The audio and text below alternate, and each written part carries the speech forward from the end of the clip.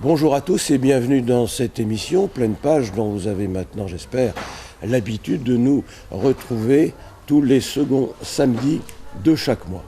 Émission enregistrée dans les conditions du direct depuis le centre culturel du Leclerc de Clisson. Notre invité aujourd'hui, c'est Yves Viollier pour son dernier opus qui nous a rejoint. Merci d'être avec nous, Yves. Bonjour. Son dernier opus qui s'appelle L'Instant de grâce et dont vous allez nous parler savamment, j'espère. J'ajoute que vous êtes toujours édité chez Robert Laffont et que vous êtes un fidèle de chez Robert Laffont et réciproquement, Laffont est fidèle de vous recevoir à chaque fois que vous sortez. C'est ma maison. Un nouveau livre, c'est votre maison. Alors Yves Viollier, L'Instant de grâce, il y a des parfums de pardon là-dedans, non ? Oui, bien sûr. C'est une histoire... Enfin, pour le romancier, c'est une histoire extraordinaire. Quand on découvre une histoire de cette nature-là, on se dit, mais ça, c'est un cadeau qui me tombe du ciel.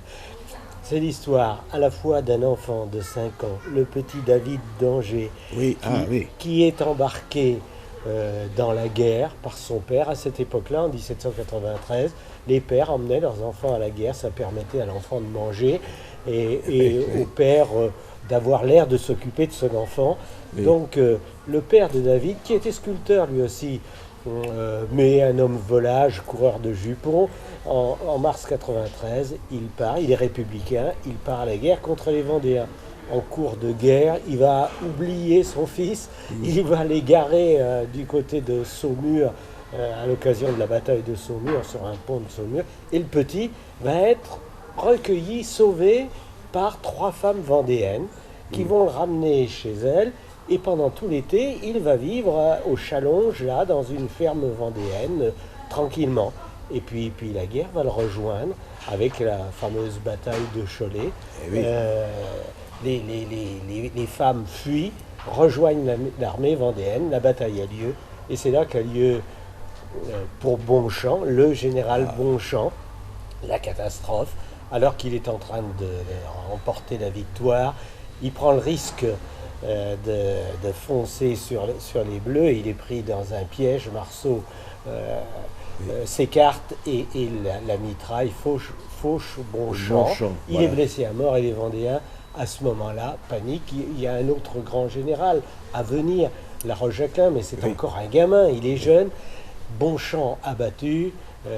Les Vendéens se mettent à crier à la Loire et toute l'armée, enfin les survivants, courent vers la Loire et, et tout ce qui accompagne l'armée, les paysans, les fuient vers la Loire. Ils arrivent à la Loire et là, il n'y a que quelques barques du côté de Saint-Florent-le-Vieil. Ils poussaient en même temps devant eux 5000 bleus prisonniers. Et ils ont emmené, bien sûr, leurs prisonniers jusque là-bas. Mais ils ne vont pas leur faire traverser les prisonniers, puis eux rester de ce côté-là. Qu'est-ce qu'on fait des prisonniers ?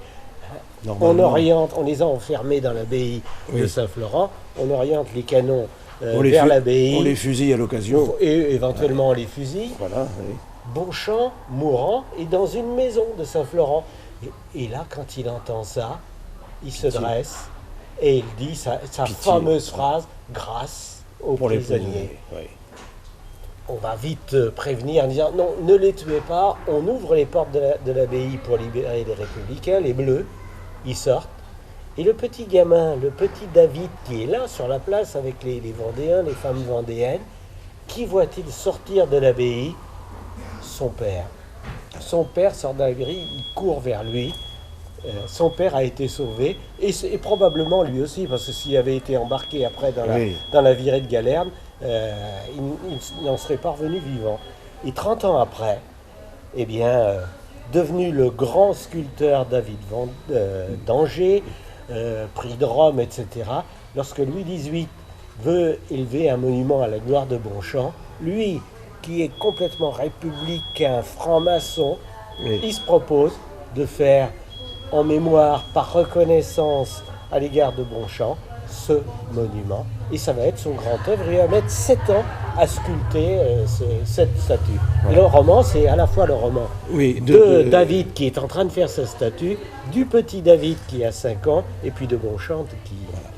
Le petit David, a son geste. Est-ce qu'on peut dire que c'était une manière d'enfant de troupe de l'époque, quoi? Oui, mais même pas, parce que il n'apprenait pas à se battre, il était là, il était à l'arrière de la troupe, oui. Il y avait les femmes, les vivandières là, qui accompagnaient l'armée, il était là avec les gosses et les femmes qui suivaient l'armée. Très bien. Roman passionnant, donc, d'Yves Violier, et vous êtes vendéen? Oui, bien sûr. Bien sûr. Alors, puisqu'il est un peu question, 1793, de cette révolution française, l'instant de grâce, le pardon, la compassion, l'oubli, c'est fait, c'est définitivement acquis en Vendée? Moi, j'ai envie de citer la phrase d'Aragon. Ce roman n'a donc jamais été écrit avant. Oui. Il y en avait un qui avait envie de l'écrire, c'est Aragon. Aragon a fait le voyage à Saint-Florent-le-Vieil. Oui. Il ne peut pas être suspect de favoritisme du côté des Vendéens et du côté des Blancs. Aragon. Ni de royalisme. Ni de royalisme. Et quand il est arrivé à Saint-Florent-le-Vieil, qu'il a vu la statue de David et Bonchamp, il a dit « Allez à Saint-Florent-le-Vieil, c'est la France ». C'est-à-dire une France réconciliée, où blanc et bleu se rejoignent. Il me semble qu'aujourd'hui, il y a quand même, ça n'est pas oublié, on sait très bien qu'il y a des blessures qui demeurent, qu'on continue là-haut, du côté du pouvoir central, à regarder d'un œil encore méfiant les Vendéens, la Vendée, oui. Mais quand même, il y a un bout de chemin qui a été fait et on va, j'espère qu'un roman n'a jamais changé le cours de l'histoire, mais j'espère que ce roman peut contribuer aussi à une reconnaissance et à un chemin les uns vers les autres. Alors le pardon, l'instant de grâce, il semblerait que ce soit d'actualité en ce moment en Vendée. Il y a beaucoup de colloques autour de cette affaire de pardon. Donc on peut dire que votre livre vient à point nommé, c'est le moins qu'on puisse dire. Oui, il vient à point nommé, il vient aussi même dans l'actualité. J'ai été tout à fait étonné de voir sur le journal Charlie Hebdo ce fameux « Tout est pardonné ». Oui, le pardon est entre guillemets... j'aime pas ce mot à la mode, mais d'une certaine façon, il est tendance. C'est oui. ça, oui. Oui. La dictature de la tendance, peut-être, non? Oui. Parce que c'est ça. Encore que le pardon est sélectif, non? Il me semblerait, parce qu'il y a encore des choses qui ne sont pas pardonnées. Alors, oui. Je cite au début du roman cette phrase de Paul Ricoeur qui dit « Le pardon donne un futur à la mémoire oui. ». Et là, il me semble que justement, on ne peut pas toujours en rester à regarder derrière nous, il faut regarder devant. La Vendée regarde devant et on va vers le futur et d'une certaine façon, il faut pardonner. Voilà. Yves Violier, si on devait donner un numéro à votre livre, c'est le combien de livres? On est aux alentours du 30e. Du 30e, oui. C'est déjà... Roman. Voilà. Mais il y en a plus. Il y en a d'autres, mais en roman, il y a une bonne trentaine de romans. Voilà. Alors parmi ceux-là, moi j'en ai sélectionné quelques-uns pour notre antenne. Yves Violier, La Mer. Ça me rappelle Pierre Buck qui avait fait quelque chose autour de sa mère. Oui, c'est amusant parce que c'est le même titre. Hein, comment se fait-il qu'on ait le droit à prendre le même titre? Parce que ça, c'est un titre qu'ils appellent générique. Oui, vous n'avez pas fait exprès de pas copier sur Pierre Buck. Non, surtout que c'est vraiment autre chose. Oui. C'est l'histoire d'une mère vendéenne qui a porté à bout de bras 13 enfants avec un mari qui était absolument insupportable. Les garçons en particulier me disaient si on n'avait pas eu notre mère, on aurait mal tourné. C'est une mère courage et c'est le récit de son combat pour une certaine dignité de la femme à une époque où la femme était quand même assez malmenée au début du XXe siècle. Oui, j'observe d'ailleurs que dans vos romans, dans vos livres, vous réservez une place extrêmement respectueuse pour la femme, et les hommes sont plus malmenés, non? Un peu de parité. J'aime bien les femmes. Oui, c'est bien. Mais, je trouve qu'il y a... La femme a pris l'avantage, du moins aujourd'hui dans notre société, sur l'homme. Oui. Elle a à la fois, Toujours un peu. elle a à la fois le pouvoir, elle peut avoir le pouvoir, et elle peut jouer de sa féminité. L'homme est souvent un peu maladroit dans sa brutalité. Oui, oui. Il est comme un Il est en ours. retard sur la Oui, femme. oui, il est comme un ours Vivement la parité. dans un magasin de porcelaine. Hein, La oui. femme, c'est beaucoup mieux faire ses choix et orienter sa vie. Alors, je vais mettre à l'écran donc La mère d'Yves Violier, ça c'est un rappel. Il est sorti en quelle année celui-là? Ça fait déjà un bout de temps. Oui, il y a 7 ou 8 ans. 7 Ouais. ou 8 ans, oui. Voilà. Et puis, un autre roman, Aide-toi et le ciel, je suppose Ouais. que t'aidera, Oui, j'imagine. c'est Voilà. ça. Alors, ça. 2 mots sur ce livre. Ah Moi, bah, c'est un moi, il roman qui est m'avait bien beaucoup plu. plus dans l'actualité, celui-là. Voilà. C'est l'histoire d'un jeune qui est généreux, qui veut s'embarquer au service des autres. Il va partir sur Haïti et puis confronté à la difficulté, à la souffrance là-bas, il ne va pas tenir le choc. Et quand il va revenir, ben, il va s'apercevoir qu'il n'est pas à la hauteur et il va vouloir faire un choix C'est ça. définitif. Alors, vous êtes vendéen, on vient de le dire. Beaucoup de vos romans, il y est question de la Vendée. Mais aussi, vous faites un peu le tour du monde parce que, avec ces 2 romans, La route de glace qui suit La Flèche rouge, si je ne me trompe pas, là, nous voilà dans les neiges, Ouais. du côté de la Russie, Oui, oui. vers le septentrion aussi, un Oui, petit c'est peu. ça. Moi, j'ai bien aimé ces 2 livres-là. Et ils ont 5-6 ans aussi. Oui, par là, aussi. hein, à peu Oui, près, c'est ça. Oui, on oui, est à peu c'est près ça. dans ces eaux-là. Et ça c'est une petite saga. Oui, c'est ça. J'appellerais Oui, ça comme ça. Ça me plaît d'aller voir ailleurs. Oui. Écrire, c'est prendre des risques, c'est changer de sujet. Bien sûr, j'écris la Bien Vendée, sûr, bien sûr. mais c'est intéressant aussi d'aller à la rencontre. Et là, la Russie m'a toujours fasciné, ce caractère Oui. russe, ces grands espaces, ces pays de la neige. J'ai pris bien sûr la Flèche rouge, je suis parti un soir voilà, dans un et- train. dans un train, et, Ouais. et je l'ai pris dans ces conditions-là, hein, Mhm. par moins 30 degrés, le pays Ça, était ouais. couvert de neige, et je vous assure que pendant la nuit dans le train, Oui. j'ai passé mon temps le nez à la fenêtre avant d'écrire C'est- cette c'est- histoire qui est une histoire authentique. Oui. J'aime écrire à partir De du vrai faits réels. et faire vivre. Et Voilà. faire vivre. C'est Mon directeur littéraire m'a toujours dit, tu n'as pas une imagination Féroce. féroce, mais tu as un imaginaire fort Oui. pour faire vivre ça, pour mettre tout ça en scène. Les directeurs littéraires sont comme ils sont en général, c'est pas toujours très. Hein, voilà. On les connaît bien. Alors personnellement aussi, moi j'ai beaucoup aimé la chanson de Molly Malone, Ah, oui. mais j'ai des excuses si je puis dire. C'est que je vais souvent en Irlande et que évidemment Ouais. la chanson de Molly Malone, mais l'Irlande c'est un petit peu la Vendée. Voilà, c'est ça. Ah, vous croyez là, pas là, ce Hein que j'ai voulu à travers ce roman, c'est faire se rejoindre nos deux territoires. Oui, oui. Les caractères, l'opiniâtreté et l'engagement, le goût de la liberté, de l'indépendance. On n'aime pas, on connaît le combat des Irlandais contre le pouvoir central anglais. Oui, oui. Leur histoire rejoint la nôtre. petit Et peu, quand oui. j'ai découvert que des Irlandais étaient venus se réfugier du côté de Beauvoir, de Noirmoutier, je me suis dit, il faut que j'aille rencontrer ces gens-là Ces gens-là. et que je raconte leur histoire. Ça m'a amené bien sûr en Irlande, sur leur terre. En Irlande où a été tourné je ne sais pas quel est votre avis là-dessus, Yves Violier, ce magnifique film, L'homme tranquille, Ah, n'est-ce pas ça. Voilà. Ah, oui. À Innisfree, autant que je me souvienne. C'est Oui. d'ailleurs une J'y commune. suis passé. Oui, et- ça et- n'existe pas, Innisfree. C'est Non, une autre commune à côté. Oui, qui a un nom très proche. Oui. Et on a Ouais. le grand, comment ça va Au-dessus de Galway, là-bas. Oui, qui est là-bas. Et on a à l'entrée Ouais. la statue de.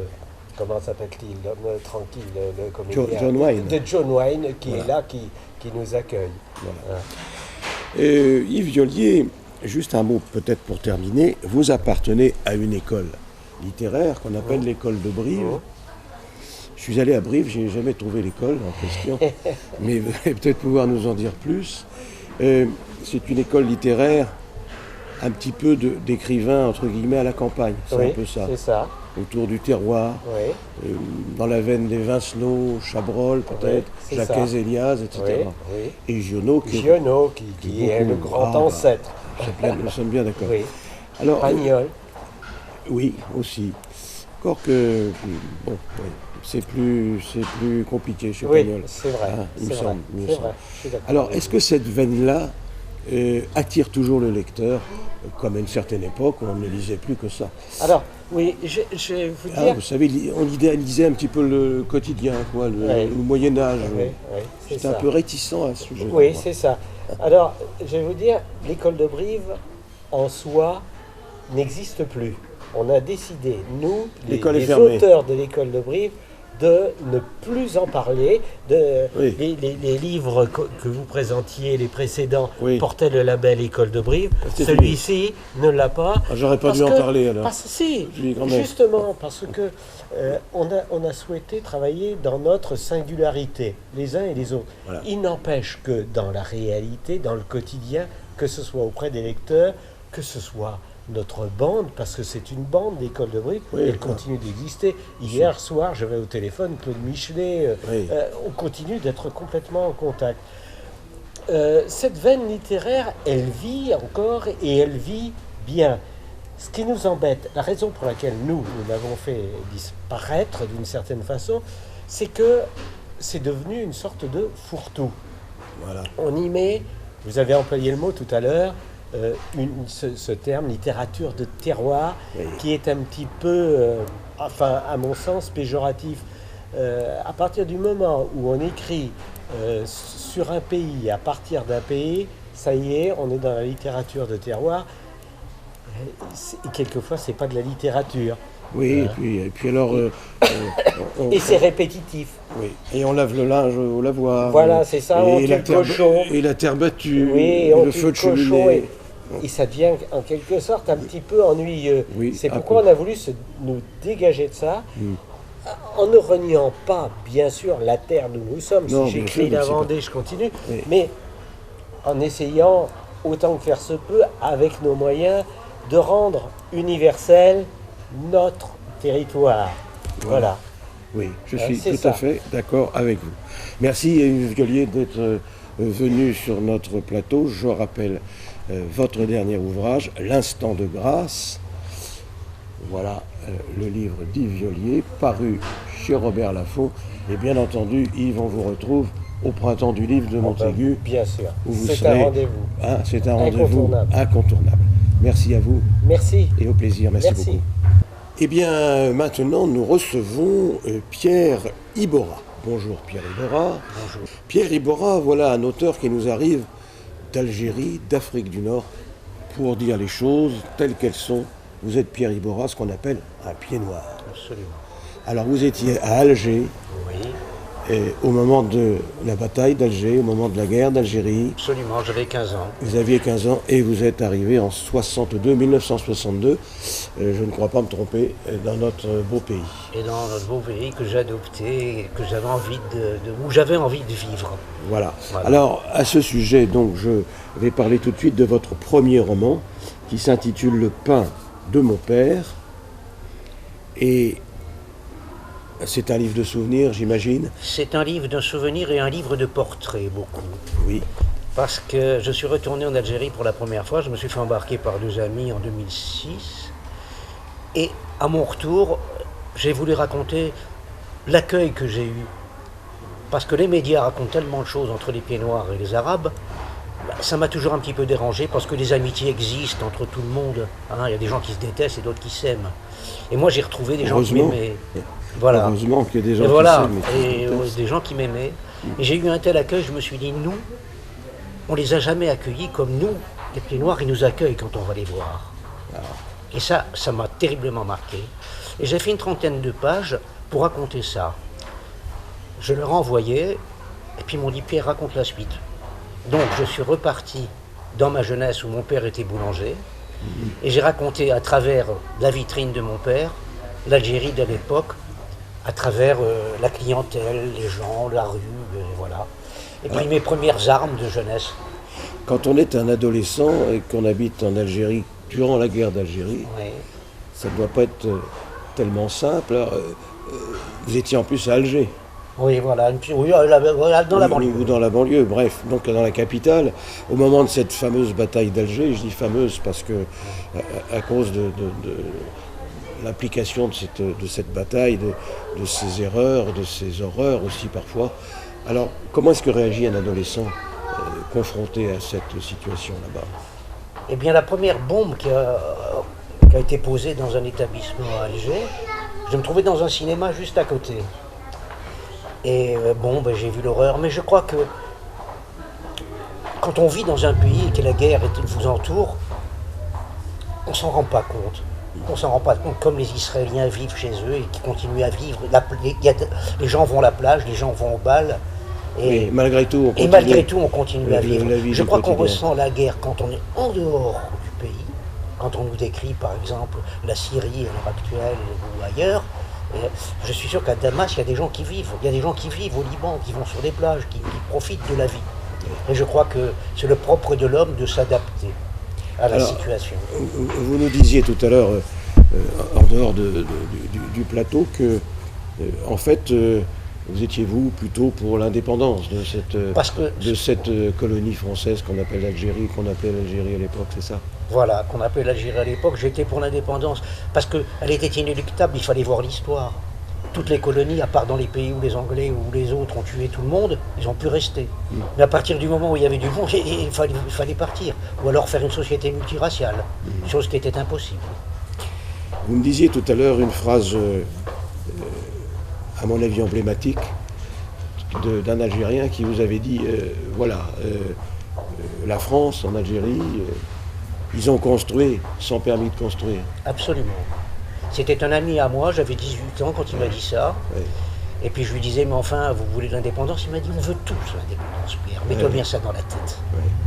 Mais, je dis, mais la France, il n'y avait pas de ville, il n'y avait rien, il y avait des déserts. Il me dit, oui, peut-être. Mais vous avez construit sans permis de construire. Oui. Et ça, j'ai trouvé cette phrase très belle, et je l'ai toujours en moi après de longues années. D'accord. Mais j'en parle pas dans ce livre, j'en parle dans le dernier que je suis. Nous allons y venir. Donc, Le pain de mon père, c'est votre premier livre, c'est l'Algérie, c'est votre enfance, votre adolescence. Vous arrivez en France, et après, encore une histoire de pain, qui s'appelle Le pain perdu. Il faut dire que votre papa était boulanger. Voilà, donc on perdait la boulangerie, je perdais mon pain. En gros, c'est ça. C'était un jeu de mots. Aucun rapport avec le général Boulanger, non? Vous n'êtes pas de sa famille ou de sa descendance? Non, j'ai même pas été pleurer sur sa tombe. Non, très bien. Voilà. Alors ça, Le pain perdu, il y a un vélomoteur célèbre qu'on appelle les Solex, là. C'est un Solex, absolument. Donc il y a un peu de nostalgie dans votre livre? Écoutez, je vais vous dire, il y a obligatoirement de la nostalgie, mais j'écris toujours sur un ton un peu rigolo, parce que j'ai envie d'amuser les gens et non pas de les faire pleurer. C'est pas mon style, je suis plus pour l'humour que pour la... Et puis alors, nous voilà en France, et du côté de La Rochelle, du côté des Deux-Sèvres. Non, c'est surtout, je suis celui-là en Vendée. Et là, vous arrivez en Vendée, j'allais dire. Non, j'arrive, je suis à Grenoble, je fais mon service militaire, et après j'arrive en Vendée, parce qu'un beau-frère est venu s'installer en Vendée. D'accord. Et puis il m'avait dit, ne restons pas dans le Midi, parce que si on reste dans le Midi, il fait trop chaud. On va rester tous ensemble, et on va rester que dans le couscous à la merguez, il faut qu'on se répande. Et on s'est répandu, et j'ai été adopté en Vendée, j'ai découvert la Vendée. Et vous voilà dans les Pays de la Loire, et singulièrement en Vendée, mais vous êtes aussi souvent à La Rochelle. Je suis parti à La Rochelle après. D'accord. Alors, Le pain perdu, toujours du pain, et là, ça va changer un petit peu. Alors, on est en Vendée, là, vous avez un roman chez Eddy Livre, car c'est votre éditeur. Eddy Livre, j'ai oublié de le dire. Pierre Iborra, au 4 de la rue Rapide. Alors, la rue Rapide, c'est une rue qui se trouve au Sable d'Olonne, qui est grande, qui doit faire 50 cm de large. Absolument. On devrait dire une ruelle, plus exactement. Une ruelle, c'est toutes les petites ruelles qui sont transversales, qui donnent sur le remblai, toutes ces petites ruelles. Voilà, avec un poteau à chaque entrée, comme ça on ne peut pas y passer avec un vélo, une poussette ou que sais-je. Et tout juste à pied d'ailleurs, il y a tout juste la place pour une personne. Alors, au 4 de la rue Rapide, qu'est-ce qui se passe? Au 4 de la rue Rapide, c'est l'histoire... quand je suis arrivé à La Roche-sur-Yon, j'ai rencontré une jeune fille qui m'a parlé sur le trottoir, qui s'adressait à moi. Et donc je situe le 4 de la rue Rapide, c'est où elle habitait. Donc Je raconte l'histoire de cette jeune fille. Oui, parce que quand on retire le trottoir de la rue Ruelle en question, Voilà. il ne reste plus grand-chose Voilà. Et comme donc, espace vital. Et après, je raconte cette histoire-là. Et on se retrouve 41 ans après. Et c'est à la suite de cette retrouvaille amicale et téléphonique que j'ai écrit cette histoire. Voilà. Très bien. Un peu personnel, cette histoire. Ouais, mais ça fait partie des livres que j'aime beaucoup. Oui, en tout cas, Pierre Iborra, vous avez un style alerte, il faut bien le dire. Oui, je pense. Ça se lit bien, facilement, c'est très agréable à lire. Alors le banc maintenant, là il s'agit d'un autre de vos ouvrages. Le banc, il s'agit d'un monsieur qui était dans les les télécommunications. Voilà. Les PTT, vous dites, oui, poste et Télécommunications. C'est ce qu'on disait à l'époque. C'est ce qu'on dit à l'époque. Voilà. PTT, bien. Et c'est un monsieur qui a fait sa Un vie- Vendéen aussi. Non, c'est un pied noir qui est venu en Vendée. Oui, comme vous. Voilà, mais qui Vous avait... avez envahi, quoi, en quelque sorte. Oh, c'est une histoire Oui. très compliquée, très belle. Oui, oui. C'est l'histoire de monsieur qui doit sa situation à une femme qui était à sa maîtresse, qui était dont le mari était directeur de cabinet du gouverneur général du Maroc. Très bien. Et donc, il l'a connue au tennis. Elle est devenue sa maîtresse, c'était une grande gâteau. Il l'a déniaisé un peu dans le fond. Oui, Dans ce moment-là. au tennis, oui. Au tennis, on a bien dit, le sport en question. Ouais.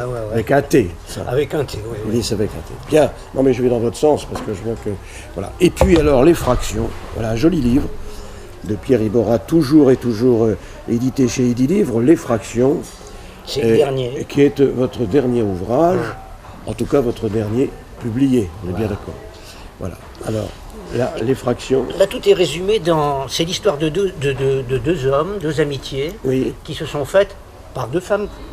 Deux femmes étaient amies, elles se retrouvent, et obligatoirement, et là je le mets dans la 4e de couverture où j'explique exactement au début du livre, c'est bien par effraction qu'il est rentré dans ma vie, c'est sûrement une période où j'étais bon à prendre, je le connaissais un peu, à peine un peu, nous n'étions jamais parlé avant cette rencontre, il était depuis quelques mois le mari d'une amie, de Laurence, mon épouse, amie depuis la maternelle, et dans le cas d'amitié féminine, on n'a pas le choix, on ne veut pas vouloir, on se fait toujours le mari de la copine.